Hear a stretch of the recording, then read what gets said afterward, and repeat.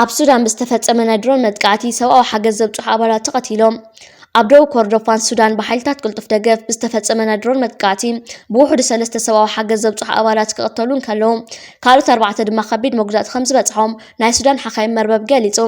እቲ መጥቃዕቲ ዝተፈጸመ እቲ ጉጅለ ሰብኣዊ ሓገዝ ዝሓዘ ቃፍላይ ጉዕዞ ኣብ ዝነበረሉ እዋን እዩ። እዚ መጥቃዕቲ ዝፍጸም ዘሎ ኣብ ሱዳን ብድሮን ዝግበሩ መጥቃዕትታት ነወስኹ ኣብ ዝመጸሉን ውድብ ሕቡራት መንግስታት ብዛዕባ እቲ RSF ዝፍጽሞ ዘሎ ግፍዕታት ጸብጻብ ኣብ ዘውጽኣሉን ዘሎ እዋን እዩ። ሰብኣዊ ትካላት ነዚ መጥቃዕቲ ብምኹናን እቲ ኩናት ናይ ረድኤት ሰራሕተኛታት ንከቢድ ሓደጋ ይቃልዑ ከም ዘለዎ የጠንቅቑ ኣለዉ። ብሰንኪ ዛብቲ ዞባ ዘሎ ወጥሪ ናይ ህይወት ኣድሕን ሓገዛት ናብቶም ኣብ ከቢድ ጥሜትን ሕክምናዊ ፀገም ዘለዎ ዜጋታት ንምብጻሕ ኣዝዩ ጸጋሚ ኮይኑ ይዝርከብ። ዓለም ለኻዊ ማሕበረሰብ ነቲ ኣብ ልዕሊ ሰብኣዊ ሓገዝ ዘብጽሑ ኣባላት ዝፍጸም ዘሎ መጥቃዕቲ ብቕልጣፈ ጠጠው ክብል ጻውዒት የቕርብ ኣሎ። JP ሞርጋን ንኣካውንታንት ዶናልድ ትራምፕ ከም ዝዓፀው ኣፍሊጡ። ዓለማዊ ፋይናንሳዊ ትካል JP ሞርጋን ድሕርቲ ጥሪ 6 ዘጋጠመ ናይ ካፒቶል ሂል መጥቃዕቲ ድሕሪ ሓደ ወርሒ ንናይ ዶናልድ ትራምፕ ናይ ባንኪ ኣካውንታንት ከም ዝዓፀዎም ወግዓዊ ገይርዎም። እዚ ስጉምቲ ዝተወሰደ እቲ ባንኪ ምስቲ ፍጻመ ተተሓሒዙ ክመጽእ ዝኽእል ስጋታት ንምክልኻል ብዝብል ምዃኑ ተገሊጹሎም። እቲ ባንኪ ነዚ ውሳነ ዝወሰደሉ ምኽንያት ምስቲ ኣብ ዋሽንግተን ዲሲ ዘጋጠመ ናይ ዕግርግር ፍጻመታት ብምትእስሳር እዩ። እዚ ስጉምቲ እዚ ኣብ ኣሜሪካ ኣብ መንጎ ዓበይቲ ትካላትን ፖለቲካዊ መራሕትን ዘሎ ምስሓብ ዝያዳ ዘቃልዕ ኮይኑ ተረኺቡሎ። ብዙሓት ናይ ፋይናንስ ተዓዘብቲ እዚ ውሳነ እዚ ኣብ መጻንት ፖለቲካዊ ስልጣን ዘለዎም ሰባት ናይ ባንኪ ኣገልግሎት ካብ ምርካብ ብድሆታት ክፈጥረሎም ከም ዝኽእል ይገልጹ። እዚ ዜና እዚ ኣብ ማሕበራዊ መርበባት ሰፊሕ ክትዕ ዘለዓለ ክኸውን ከሎ ደገፍቲ ትራምፕ ነቲ ስጉምቲ ከም ፖለቲካዊ መጥቃዕቲ ክርእይዎን ከለዉ ነቐፍቲ ግን ባንክታት ምስ ዓመፅ ዝተኣሳሰሩ ሰባት ንኸይሰርሓ ዘለዎን መሰል ክብሉ ይጣበቑ። ዶናልድ ትራምፕ ብወገኑ ኣብዚ ሕጂ እዋን ምስ ካልኦት ባንክታት ክሰርሕ ከም ዝጸንሐ ይፍለጥ። ኤርትራ ኢሳያስ ኣፈወርቂ ከም ኣባ ግርማ ኩሉ ኤርትራዊ ሪኦን ይዕዘቦን ከም ዘሎ ብድሕሪ ናይ ዝሓለፈ ኣዋርሓት ቃለ መሕተት ክቡር ፕሬዚደንት ኢሳያስ ኣፈወርቂ ናይ ብልጽግና ሰራዊት ሚድያ ወፂኦም ሓደ ድሕሪ ሓደ ኤርትራ ኢሳያስ ዓሰብ እንዳበሉ ዘርባዕባዕ ክብሉ እዮም ዝረኣዩ ዘለዉ።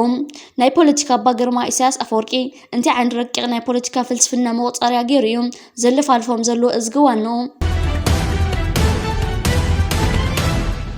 ኢትዮጵያዊ ትግራዋይ ባርያ ብልጽግና ጌታቸው ረዳ ጫሪቀ በላዕ ጻሪፈ በላዕ መልሓስን በርሓንጎል የብሉን ከም ማይክሮፎን ይጨበጦ ይዛረበሉ።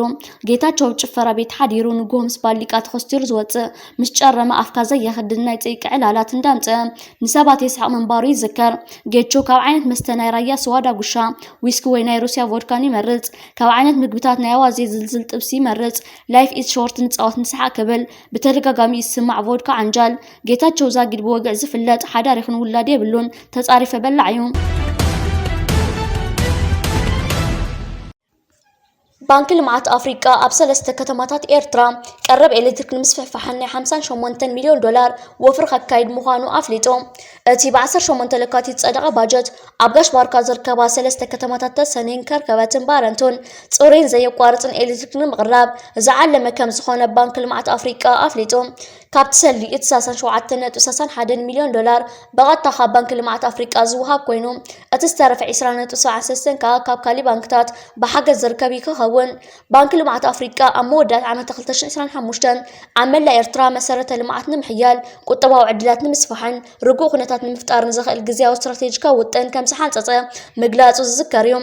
ኣብቲ እዋን ኤርትራ ምስ ብድሆታት ትሕት ኣፍራይነት ክሊማዊ ጸቕጥታት ውሱንነት መሰረተ ልምዓትን ንኡስ ብሕታዊ ጽላትን እናገጠመት ምቕሉል ቁጠባዊ ዕብየት ተመዝግብ ከም ዘላ ዝገለጸ ባንክ ልምዓት ኣፍሪቃ ኣብ 3 ቀንዲ ሜዳታት ማለት ጸዓት ማይን ጽሬትን ከምኡውን ቁጠባውን ፋይናንሳውን ምሕደራ ንዝህቦ ሓገዝ ከም ዘስፍሖ ሓቢሩ ነይሩ። ኣብ መዳይ ጸዓት እቲ ባንኪ ምስ ኤርትራ ብምትሕብባር ዘተኣማምን ብርትዓዊ ዋጋን ኣገልግሎት ሓይሊ ኤሌክትሪክ ንምስፋሕ ኣብ ተተካእ ጸዓታት ተኪሩ ከም ዝዓዪ ኣብ መርበብ ሓበሬቱ ዘውፅእ ሓበሬቱ ኣረዲኡ ነይሩ እዩ። በዚ 58 ሚልዮን ዶላር 34 ሜጋዋት ዝዓቐኑ ኤሌክትሪክ ከመንጭው ዝኽእል ንኡስ ርባብ ብምትካል ኣብ ከተማታት ተሰነይ ባረንቱን ከርከበትን ዝርግሕ ኤሌክትሪክ ኣብ ምስፋሕ ብርትዓዊ ዋጋ ንኣባይትን ትካላትን ኤሌክትሪክ ኣብ ምቕራብን ክስራሕ እዩ። ብዘይካ ዝፅሩይ ማይ ኣብ ምቕራብን መስናዊ ሕርሻ ምምዕባልን ምህርቲ ኣብ ምብርካትን ክስራሕ ክስራሕ ንኽእል ቀረብ ኤሌክትሪክ ከዋድድ እዩ። ባንኪ ልምዓት ኣፍሪቃ ዘውፅኦ መግለፂ ብተወሳኺ ልዕልቲ ዝነበረ 542 ኪሎ ሜትራት ዝዝርጋሕ ሓድሽ መስመር ኤሌክትሪክ ክዝርጋሕ ምዃኑን እዚ ከዓ ንኣናሽቱ ኣግሮ ኢንዳስትሪታት ስራሕን ብምስፍሕፋሕ ዋጋታት ቀረብ ክንክን ከኽእል ምዃኑ ሓቢሩ። ባንኪ ልምዓት ኣፍሪቃ እዚ ፕሮጀክት ብዙሕ ናይ ስራሕ ዕድላት ክፈጥር እዩ። ብፍላይ እዋን ምህናፅ ብምባል ነተን ኣብ ተጠቃፅዓት ዝነጥፋ ትካላት እውን ቴክኒካዊ ዓቕመና ምምዕባል ክስራሕ ምዃኑ ኣፍሊጡ።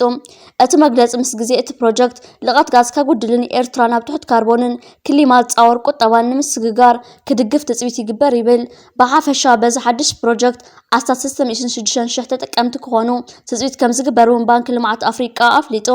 ምክትል ፕሬዚደንት ባንኪ ግሩፕን ጸዓትን ክሌማን ከበተን ካርዮኪ እቲ ምወላ ምጽላቑ ብሓጎስ ብምቕባል እዚ እዋናዊ ወፍሪ ኣብ ኤርትራ ኣዝዩ ዘድልዮ ማሕበረሰባት ዘተኣማምንን ብተመጣጣኒ ዋጋን ጽሩይ ሓይሊ ንምብጻሕ ክሕግዝ እዩ። በዚ ድማ ስራሕ ምፍጣር ክድርኽ እዩ። ውሽጣዊ ቁጠባታት ክሕይልን ኤርትራ ናብ ዘላቒ ጸዓት ዘለዎ መጻኢ ክትዝጉም ክሕግዛን ኢሉ ኣብ ትሕቲ ባንኪ ልምዓት ኣፍሪቃ ዝነጥፍ ደዘርት ፓወር ዝብል ስያመ ዝተዋሃቦ ውጥን ኣብ ትሕቲ ሰሃራ ዝርከባ ሃገራት ቀረብ ተጠቃጽዓት ንምትካል ዓሊሙ ዝተመስረተ ወፍሪ እዩ። በዚ ወፍሪ እዚ ከዓ ኤርትራ፣ ጅቡቲ፣ ኢትዮጵያ፣ ቡርኪና ፋሶ፣ ጫድ፣ ማሊ፣ ሞሪታንያ፣ ኒጀር፣ ናይጀርያ፣ ሴኔጋልን ሱዳንን ተጠቀምቲ ክኾናየን። እዚ ደዘርት ፓወር ዝተሰየመ ወፍሪ ምስ ባንኪ ዓለም ብምልፋን ክስካብ 2030 ናብ ኣፍሪቃ ን300 ሚልዮን ሰባት ሓድሽ ቀረብ ኤሌክትሪክ ንምቕራብ ተሊሙ እዩ ዝሰርሕ ዘሎ። ባንኪ ልምዓት ኣፍሪቃ ቅልውላው ጸዓት ኤርትራ ንምቕላል ኣብ 2023 ናይ $50 ሚልዮን ምወላ ክገብር ምስ መንግስቲ ናይቲ ሃገር ስምምዕ ከቲሙ ነይሩ። እቲ ገንዘብ ኣብ ከተማ ደቀ ምሓር ንዝትከል ናይ 30 ሜጋዋት ጸሓያዊ መመንጨዊ ጸዓት ንምምዕባል ክውዕል ምዃኑ ተሓቢሩ። እቲ ባንኪ ኤርትራ በዚ ዘይኽእል ዘይስሩዕ ክቡርን በካልን ቀረብ ጸዓት ክትሳቐ መጽናሓ ይገልጽ። ፕሬዚደንት ኢሳያስ ኣፈወርቂ እውን ምስ መንግስታውያን ማዕከን ዜና ኣብ ዘካየዶ ቃለ መሕተት እውን ነቲ 120 ሜጋዋት ዘይሓልፍ ዝበሎ ዓቕሚ ናብ 360 ክብ ንምባል መደብ ከም ዘሎ ተዛሪቡ ነይሩ። ኣብ መወዳእታ 2022 ዝተሓላለኸ ስርዓተ መርበብ ኢንተግሬትድ ግሪድ ሲስተም እቲ ሃገር ናይ 150 ሜጋዋት ዓቕሚ ከም ዝነበሮን ዝበዝሕ ካብቲ ብናፍጣ ዝሰርሕ ረስናዊ ምንጪ ዝርከብ ምዃኑ እቲ ጸብጻብ ይጠቅስ። ካብዚ ድማ 65 ሜጋዋት ጥራዩ ንኣገልግሎት ዝውዕል ይብል። እቲ ዝርከቡ ዓቕሚ ዘመንጭዋ ማሽናትን ጀነሬተራትን ብእርጋን ጽዕነት ናብዮትን ብቐጻሊ ግልጋሎት ከም ዘይህባ ይፍለጥ። ከም ሳዕቤን ድማ ምስቲ መርበብ ዝተረኸቡ ተጠቀምቲ ከይተረፉ ኣገልግሎት ክረኽቡ ኣይከኣሉን። ኣብቲ ሃገር ዘሎ ዝርግሕ ኤሌክትሪክ ሲቲ ትሑት ኮይኑ ን52 ሚእታዊት ናይቲ ህዝቢ ይሽፍን ይብል እቲ ኣብ ኣህጉር ኣፍሪቃ ንዝግበር ልምዓታዊ መደባት ዝምውል ባንኪ። ብተወሳኺ ኣብ መጋቢት ናይ ዓመት 2025 ኤርትራን ባንኪ ልምዓት ኣፍሪቃን ንህንፀት ፕሮጀክት ጸሓያዊ ጸዓት ዝውዕል ተወሳኺ $20 ሚልዮን ስምምዕ ከም ዝኸተማ ሚኒስትር ዜና ኤርትራ ኣቶ የማነ ገብረ መስቀል ኣብ እዋኑ ገሊጹ ነይሩ። ወዲ በሻሻ ብባሮቱ ብልጽግና ተጋሩ ቢሉ ዘኣልሞ ዘሎ ጸይቂ ከሞትሩ ፍሹል ሕልሚ ኣምባራጠራዊት ኢትዮጵያ እዩ። ሓድሽ ነገር የብሉን። ሓድሽ ኣሎ ክበሃል እንተኮይኑ እውን ወዲ በሻሻ ልክዕ ከም ዘበን ሃይለ ስላሰን መንግስቱን ብገንዘብ ስሮም ዘፍትሖም ዕማኾ ጀነራላትን ፖለቲከኛታት ተጋሩ ባሮት ክኾንዎ ኣሰሊፉ ምህላው እዩ። እዚ እውን ግን ትማል ንፈልጦ ዘርኢ መርገም እምበር ካብ መሰረቱ ሓድሽ ኣይኮነን። ወዲ በሻሻ ዝሰድዑ ዕማኾ ኣዘዝትን ፖለቲከኛታት ትግራይ ኣብ ቅድሚ ተሰሊፉ ናብ ትግራይ ወስንተይሉ ናይ መወዳእታ ዝቃበፀላ ሰዓት ምዃና ይፈልጥ እዩ። ሕጂ ካብ ወዲ በሻሻ ናብ ትግራይ ትትኮስ ዓረር ኣብ ርእሲ ኤርትራ ከም ስትኮሰት ንሓስባ ጥራይ ዘይኮነስ ንምቕፅዑ ናይ መወዳእታ ስጉምትና ክንዕልብ ያ ክተቀላጥፍ ህዝብን ሰራዊትን ትግራይ ንፈራዕራዕ ወዲ በሻሻ ከም ዝምክቶና ተኣማመና ኪኒኒ ንሱ ዝሓልፍ እንተለውን ግና ኤርትራ ክትጽግማን እዩ። ባሮት ወዲ በሻሻ መቐለ ከኣቱ ይትረፍ ናብ ኣላማጣ ገጾም ተጸጊዖም እውን ክንገርፎም ኢና። ኣድላይ እንተኮይኑ ሰራዊት ኤርትራ ድፍዓቱ ካብ ዛላምበሳ እንዳገርግሽን ናብ ኣልውሃን ሊማሊሞን ከሰጋግሮ ግድን ክኸውን እዩ። ሓደ ካብ ኣባላት ሚኒስትር ፍትሒ ኤርትራ ናይ ሕጊ ምሁር ኣቶ ኤልኪዳነ ማርያም ብዛዕባ ህርፋን ምግባጥ ዘይመሬትካ ምውናንን ሕልሚ ባሕሪ ኢትዮጵያ ኣዝዩ ብስሉን እዋናውን መልእኽቲ ኣብ ኤክስ ጽሒፉሎም ኣህጉራዊ ሕጊ ባሕሪ ንከም በዓል ኢትዮጵያ ዝኣመሰሉ ሃገራት ኣፍ ደገ ባሕርነት ዘይብለን ሃገራት ብስምምዕን ብልኣላውነት ምኽባርን ኣገልግሎት ወደብ ክረኽባ የፍቅድ እዩ። እዚ ማለት ግን ወደብ ስለ ዘይብለን ወደብ ክውንና የፍቅድ ማለት ኣይኮነን። ንመበል 18 ግዜ ዝካየድ ሩዋንዳ 2026 ካብ ሎሚ ሰንበት 22 ለካቲት ጀሚሩ 8 መድረኻት ብምሽፋን ሓደ መጋቢት ኣብ ከተማ ኪጋሊ ክዛዘም እዩ። ኣብዚ ውድድር ብሓፈሻ ብዘይካ ሓንቲ 4 ተሰልፍቲ ዘይኮይኑ እተን 16 ጋንታታት ነፍሲ ወከፈን 5 ተቐዳደምቲ ሒዘን ክወዳደራየን ብድምር 84 ተቐዳደምቲ ክሳተፉ እዮም። 4 ሃገራውያን ጋንታታት ማለት ሩዋንዳ፣ ኤርትራ፣ ኢትዮጵያን ከምኡ'ኻ ሓንቲ ካብ 4 ሃገራት ዝተዋፅኡ ኣፍሪቃውያን ተቐዳደምቲ ዝሓዘት ጋንታ 8 ኢንተርኮንቲኔንታል ጋንታታት ኣማኒ ቨንዲክሽን ሜስታር ሰለስቲአን ናይ ሩዋንዳ ረምበር ራትን ቫይክ ኤድን ጀርመን ሎካሊዛ መዩ ብራዚል ኢስታንቡል ቱርኪ ከምኡ ከዓ ሸነሎ ፕሮ ካብ ደቡብ ኣፍሪቃ ኣብዚ ውድድር ክሳተፋ እየን كمون حموشتا كا وورلد تور ديفلوبمنت تيم موفيستار كاب سبين NSN كاب سويسرلاند ساودال كوكستي بين لوتو انترمارتن كاب جرمن كمون كا بيكنيك بوستنل كاب نيزرلاند كساتفات صريتي جبر بحافشا تقدمت ابزن شومونتا معلتا زكايت صوتات 978 كيلومتر بمشفان 10978 متر بالرخاخ حقريوم ابزنا لهم عامل صوتا بحافشا 13 ايرتراويان كودادريوم حموشتا مس هاغراوت كانت ايرترا هينوك ملورهان مرهاو قدوس نهم زرايناتان مدهانيين يافيت مولجيتا 4 مستركاوت كانت اسطنبول ناتايل برهانه متكل ايوب عوض امان موال جرماين كلتم جرمناوت كانت بايك ايد ويل هابتابن ايبن يمانن كمو خاخلتم ساب رواندا زمدبرا بيرتراويان اتونن كانت ميستار استحقفو داويت تولد برهان غويتهم حارن كودادريوم بز خالو معامت كابتم استاتفو زلوم رواندا 14 تقدادمت بمستاف قداميت ختكون كلا ايرترا 13 تጻوت بمستاف كاليت خوينا تسعب جرمن كاب 7 تقدادمت سالسيت خوينن ينز وددر كفلمو سراوت منك السودان بفلاي كا حيلا ير السودان عبيت عواتاتن قسقسات ممزقاب قتيل ويركبلهم لومي سلست درونات ناي تقام تحلتات هاريم خمزة ودغم عم محبرا مرحوتات بفيديوتات تسنيو حابريتات تصفير يركبلهم إذن لوم تهاري منزر كابا زلوا سلست درونات كتم على الباس توهالة رأس ختما سمين كوردوفان مدقعت المكادة زفتنا لتهاري من كمزة ودغايو عبز حابريتا بسفيح تقليت وزركب زلهم تمال أماسيو أمونغو سراوت فيدرال نايمنغست إثيوبيان سراوت تجراين أو كبابتات قبو كينات كمستخايدون بفيديوتات تسنيو حابريتات ناوت إيزركب زلوم أزخينات كتسيلو 5 حدرون استفالي منشطات أبقصات فيسبوك حابريتات ناسفر يركبوا لهم أبدوبات تجراين إثيوبيان وتدراو داساس كم تجبر تجليتهم أتي وتدراو داساس كأوروبا بزمتو دبلوماسيات تجبر مخان دما تفليتلهم أتي وتدراو داساس تجبر كفرنساي إنجليز أوروبان كابكالوت بزمتو دبلوماسيات مخان استحبر خوينهم أزيد ما بمكينان معلتات وصل داساس عدتن كمزنا برأي تجليتهم أتستلا أخو وتدراو داساس نابشرة أخصم عدوا زوريا بزلو دوات كنت وتدراو من قصاص لأبي أحمد وشتاون مستراون علامات حنجيتو 5 خانة علاوز جورو مخنيات مجشو دما أو عدوا زل جوار سناي زي من ستاوتكال عدت مجوار زول مخنيات كمزنا برام وشتاو حبريتها لنا زول في الفلات أرجعيتهم عبز غرب وانا مغلز مصناي فرنسا امباسادر ون نتفتير زلو وطر نمهدان نزخنታት ዝንም ምቻውን ከም ዝነበረ ድማ ተፈሊጡ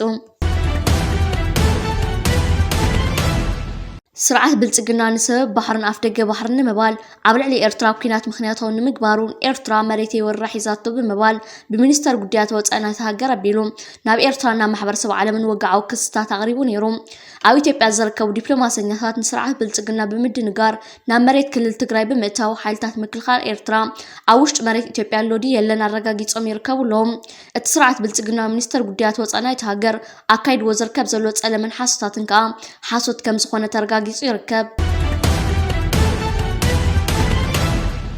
أبوت أزنبرو إيرتراويان زي قاتاتنا وشت هاجر مبصح زفصملو أو نطفتات ولنتاو لقسدم كساتفو مزخاخر قريبو لقسدم حدا حبك عند مجلس ساونت مخانو أبستحبرلو أبركس بلا هاجرات كان بهالي ترعيميو إيرترا دم حانت خاتن مخانا زحبرو أهاجر بانك دم إيرترا دم كل قسو زماتو زي قاتات أزمارا لو قديتا زيادة نخصصن منتي أبوت أزنبرو زي قاتاتنا وشت هاجر نعرفتي أبزمتلو قات أمتات تساتفو مكعززو مزخاخري أغريبو أول حلقاتنا عامة خريج صرحت فانكلنا مستاف بركز بالو زيكات كامل عالمنا بإيرترا ممصوم زفلت كوينهم قاليهم بولك قاليهم دما بوجلا كل قسو ترايميوم نزي مورا لو سرح كفص مستعذبو اكايت بانك دم إيرترا بصحابو ريتهم اذن نطفت كان بهارك الرعمن مغصلتات بخالي مدياس زقبر زلو دغفات تحاسيبو زياده خدفالو اتحساسيبو ازم كاب هولاند جرمن انجليزن زمصو زيغاتاتو انتخونه نزعما من فصامم عبي حغوس فطرلهم مخانون ابنو سكف زمصو لعامتات كقصلو مخانمن قالاتهم اللهم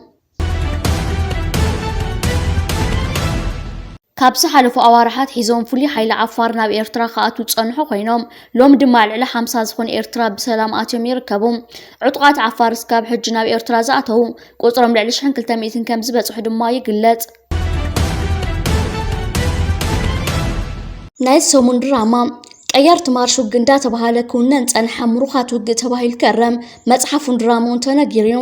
ኣብ ሰሙን ናይ ሓበሬታ ልውውጥ ላዕለዋይ ኣመራርሓ ሰራዊት ምክልኻል ፌደራል ዝኾኑ ጀነራል ኣበባው ታደሰ ኣብ ሓደ ኣኼባ ተዛሪቦም ዝተባሃለ ዘረባ ዓብይ መዛረቢ ኮይኑ ቀኒዮም ጀነራል ኣበባው ሰራዊት ምክልኻል ቅድሚ ሕዚ ይቆፃፀሮም ዝነበሩ ኣብ ትግራይ ዝርከቡ ካምፕታት ሰሜን እዝ ኣብ ቀረባ ግዜ ተመሊሱ ክቆፃፀሮም እዩ ማለቶም ስዒቦም እቲ ጉዳይ ኣብቲ ዞባ ሓድሽ ስጋኣትን ወጥርን ፈጢሩ ነይሩ። ስለምንታይ ከምዚ ዓይነት ድራማ ተደልዩ በዚ መልክዖም ቀየርቲ ማርሽ ውግእ ተባሂሎም ነዚ ብሰፊሑ ዝተዘርግሐ ሓበሬታ ስዒቡ ግዝያዊ ምሕደራ ትግራይ ህፁፅ መልሲ ሂብሎ ሰራዊት ምክልኻል ናብ ትግራይ ንኽኣቱ ትእዛዝ ተመሓላሊፉ እዩ። ከምኡውን እቲ ምሕደራ እቲ ሰራዊት ኣብ ቀዳሞት ካምፕታት ሰሜን እዝ ንኽሰፍር ተስማዕሚዑ ተባሂሉ ዝነፈሰ ወሬ ምንም መሰረት ዘይብሉን ፍጹም ሓሶትን ምዃኑ ብወግዒ ኣፍሊጡ እቲ ግዝያዊ ምሕደራዊ ዘውፅኦ መግለፂ እዚ ዝተዛብዐን ዝተጋገየን ናይ ሓሶት ሓበሬታ ኣብ ሕብረተሰብ ንኽዝርጋሕ ዝተገበሩ ስትራቴጂካዊ ምንጭን ክሳኻዕ ዝተደለየ ጉዳይን ንጹር ምዃኑ ጠቒሱሎም ስለዚ ህዝቢ ብከምዚኦም ዝበሉ ናይ ሓሶት ወረታት ከይተረበሸን ከይተደናገረን ሓበሬታታት ካብ ትክክለኛታት ካብ ዝምልከቶም ወግዓዊ ኣካላትን ጥራይ ንኽከታተል ጽኑዕ መልእኽቲ ኣመሓላሊፉሎም እኒ ብርሃን ጁላን ኣበባው ታደሰን ቀየርቲ ማርሽ ውግእ ምዃኖም ተሪፉ ምሩኻት ውግእ ኢሎም ተዘርምዎ ክንደይ ሰብ ተምሃረ ነይሩ።